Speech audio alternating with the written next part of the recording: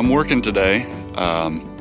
Today's actually my third day doing this forestry tech stuff. It's tough work and it's been a rough couple days, but I'm getting better at it, so I'll try and record a little bit of the process today. I mean, obviously, priority is the job, so I'll get what I remember to get. But anyway, I'm at the first site. I did all of that over there, and it's not even that hillside, it's way beyond it. But I did that big section today. Now I've just got to get this little section and another smaller part up there, and I'll knock this out in the morning and then move to the next unit. Hopefully I can get them all today. So I guess this is a pretty good vantage point to show off what I'm doing. There's the car where I started. So I went down and, oh, I guess you can kind of see it, my pink tape down there. That was where my first site was. And then I had to go over somewhere over there. And then I had to come up. You can see my other tape over there. And then around this ridge, there was another one that I had to get that wasn't too far off the road, thankfully. I just came up here for this one, 0.27. And what I'm doing is I'm going to each of these sites, which are marked on a map. I think they're randomly selected. And then I go and count how many trees are in a 13.5-foot radius. So there's one. There's a little one tucked up there. That one is just outside of it, so I couldn't count it.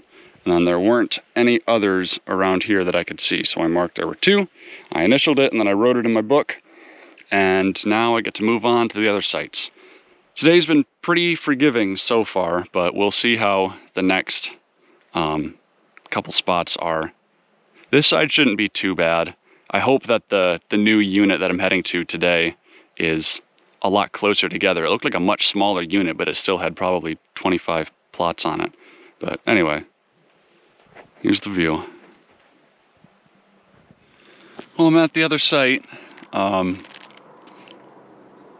quite what I was expecting. It is still pretty small, but as you can see, it's crazy steep. So I'm gonna see how I can break it up.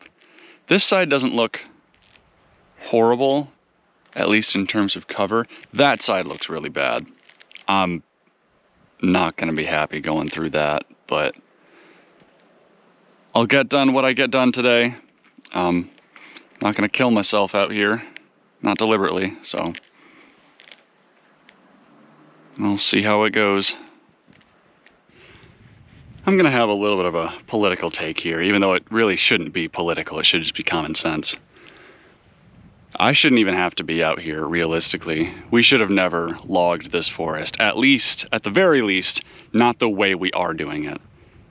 This is ridiculous.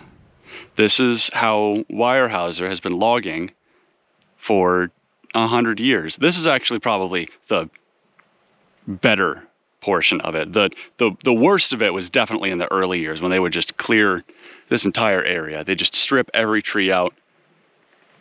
Anything they didn't want to use or didn't bother trying to figure out a use for, they would just burn it or leave it there to rot. But no, this is ridiculous. We should have never treated the land like this. Look at all the trees. Almost all Douglas fir. That's why it looks like you have an astigmatism, because they're all just the exact same shape. It's because this area is almost a monoculture. They do have a few trees growing here and there, but that's probably just because those trees managed to be carried by the wind, not because they were actually planted out here. No, if we actually managed these forests a little bit better, and we knew how to log more efficiently, and by actually staggering the ages of these stands, we wouldn't have stuff like this. We would have old trees, and then some young trees, and then some really young trees. And the young trees would grow every year. You take out the big ones and log those, and then it's just a continual cycle instead of clear cutting and shoving everything down like this, and then forcing people to walk out and hand plant the saplings. The crazy thing about trees is they actually like to plant themselves. They're pretty good at it. But when they're completely cleared out from these areas, the seeds aren't going to travel that far. And additionally, when all of this soil is just covered in brush, it doesn't seed very well. If all this brush is removed and everything is cleared out of here, then this area is just a massive landslide, and it's going to clog up that creek and just mess with the total water ecology of the area. It's really frustrating that this is what we have decided to do with a lot of our forests. Now, don't get me wrong, the Forest Service is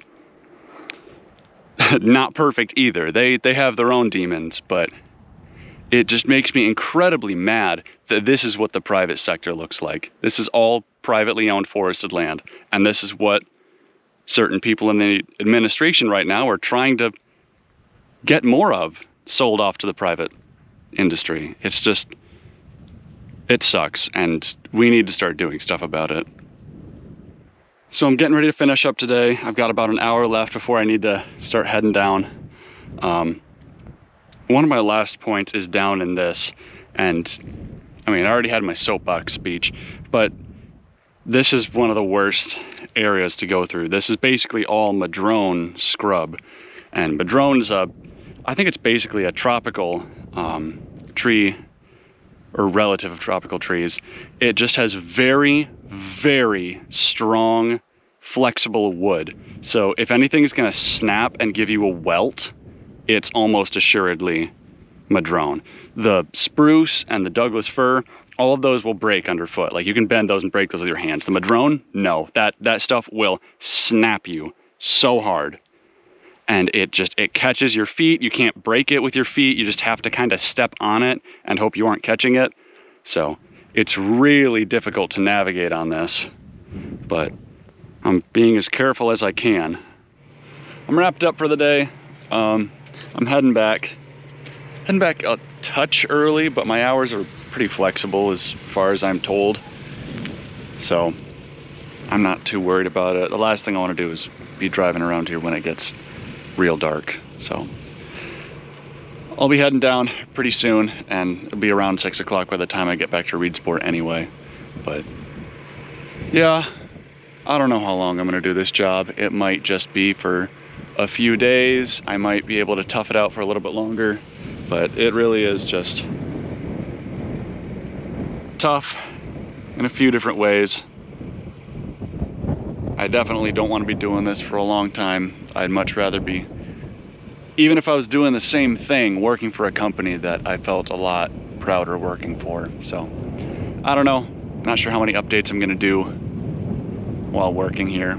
Might try and get a few more insights here and there, but yeah.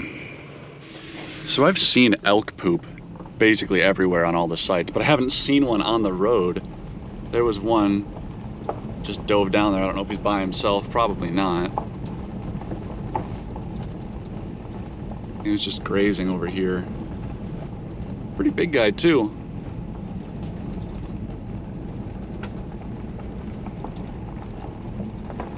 I don't know if he dove down there. I think he went into the brush.